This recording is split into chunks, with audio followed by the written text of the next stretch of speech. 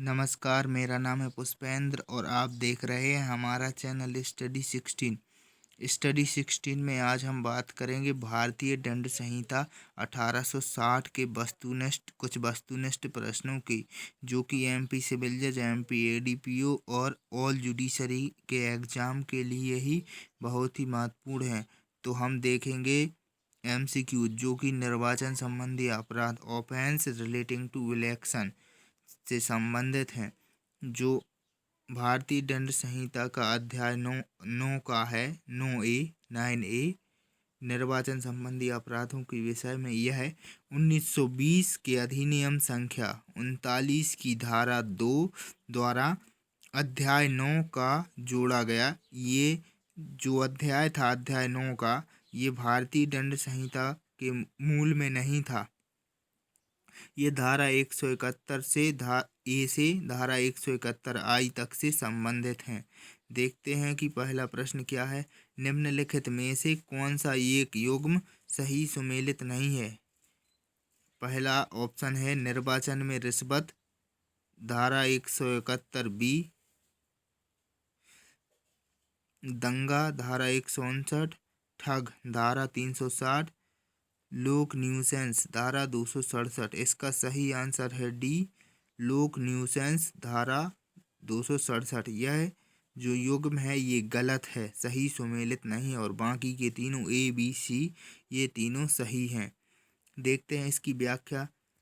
भारतीय दंड संहिता की धारा 171B में दिया गया है कि किसी व्यक्ति, रिश्वत से संबंधित है, जो कोई किसी व्यक्ति को इस आशय से परितोषण देता है कि वह उस व्यक्ति को या किसी अन्य व्यक्ति को किसी निर्वाचन क्षेत्र का निर्वाचन अधिकार का प्रयोग करने के लिए उत्प्रेरित करे, या किसी व्यक्ति को इसलिए इनाम दे कि उसने ऐसे अधिकार का प्रयोग किया है।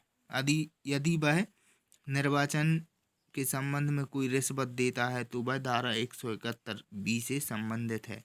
वहीं धारा 159 में दंगा को परिभाषित किया गया है। वहीं धारा 310 में ठग को परिभाषित किया गया है। और वहीं धारा 267 में खोटे बाट या माप का बनाना या बेचना, मतलब कि जो छोटे बांट, जैसे 1 किलो का बांट है तो उसको आधा किलो का कर देना है, फिर कुछ चम्मक वगैरह लगा लेना है, तो उससे संबंधित है। वहीं धारा 268 में लोक न्यूसेंस को परिभाषित किया गया है। देखते हैं अगला प्रश्न क्या है। अगला प्रश्न दिया गया है, निर्वाचन से संबंधित है। एक निर्वाचन में एक अभ्यर्थी ने यह प्रचार किया कि वह चालंती विष्णु होने के कारण स्वयं भगवान जगन्नाथ का प्रतिनिधि है, अतः जो भी उसके पक्ष में मत नहीं देगा वह हिंदू धर्म और भगवान जगन्नाथ के प्रति पापी होगा। तो उसने क्या कारित किया? वह भारतीय दंड संहिता के अंतर्गत निर्वाचनों में असम्यक असर का अपराध कारित करने का दोषी होगा। वह भारतीय दंड संहिता के अंतर्गत किसी अपराध का दोषी नहीं है, परंतु उसकी अभ्यर्ता निरस्त कर दी जाएगी, योग्यता निरस्त कर दी जाएगी। वह तत्समय प्रवृत्त किसी भी विधि के अंतर्गत दोषी नहीं है। वह निर्वाचनों में प्रतिरूपण के अपराध का दोषी है।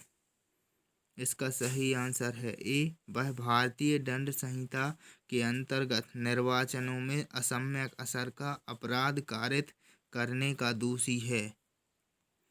प्रश्नगत समस्या भारतीय दंड संहिता की धारा 171 से संबंधित है, जो कि निर्वाचनों में असम्यक असर डालना के बारे में प्रावधान करती है, के अधीन वाद राजदेव वर्सेस गंगाधर, ये 1964 का वाद है, उड़ीसा का वाद है, के वाद पर आधारित है।